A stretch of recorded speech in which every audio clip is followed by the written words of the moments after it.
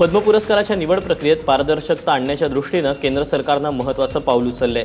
देशातील या प्रतिष्ठेच्या पुरस्कारासाठी आता सर्वसामान्य एखाद्या व्यक्तीची शिफारस आपण करू शकणार आहोत। मात्र त्यासाठी तुमच्याकडे आधार कार्ड असणे आवश्यक असून ऑनलाईन पद्धतीने हे नामनिर्देश करता येणार आहे। पद्म पुरस्कारासाठी मोठ्या प्रमाणावर लॉबिंग होत असून कर्तृत्व नसलेल्यांनाही हा सन्मान दिला जात असल्याचा आरोप होत आहे आणि याच पार्श्वभूमीवर केंद्र सरकारने पुरस्काराची निवड प्रक्रिया खुली करण्याचा निर्णय घेतला।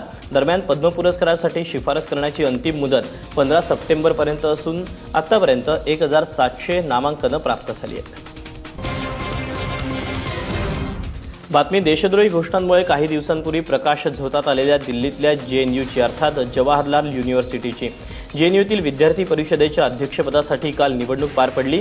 या निवडणुकीत विद्यार्थ्यांनी मोठ्या प्रमाणावर मतदान केले असून आता सगळ्यांचं लक्ष लागले ते निकालाकडे। JNUच्या अध्यक्षपदाची धुरा डाव्या विचारसरणीच्या संघटनेकडे जाते की अभाविपसारखी संघटना बाजी मारते हे पाहणं औत्सुक्याचं आहे। काँग्रेस उपाध्यक्ष राहुल गांधी यांनी अयोध्येचा दौरा करत 26 वर्षांपूर्वीचा रेकॉर्ड तोडला।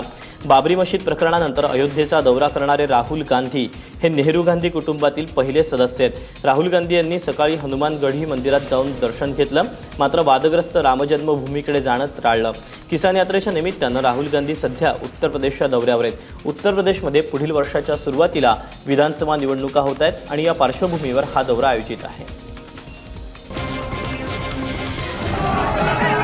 कावेरी पाणी वाटपाविषयीच्या सर्वोच्च न्यायालयाच्या निर्णयाचा कर्नाटकात सध्या विरोध सुरू आहे। न्यायालयानं कर्नाटक सरकारला तामिळनाडूला दररोज 15,000 क्युसेक्स पाणी सोडण्याचे निर्देश दिले होते आणि या विरोधात कावेरी हुर्ता समितीच्या कार्यकर्त्यांनी मंड्या, म्हैसूर आणि हस्सान जिल्ह्यात काल तीव्र आंदोलनं सुरू केली। न्यायालयाचा निर्णय अन्यायकारक असल्याचा आरोप करत बाजारपेठा बंद करण्यात आल्यामुळे एकच खबरदारीचा उपाय घेण्यात आलाय आणि तामिळनाडूतून येणाऱ्या बसेस बंद करण्यात आल्या। तसंच काही पर्यटन स्थळंही बंद ठेवण्यात आली आहेत।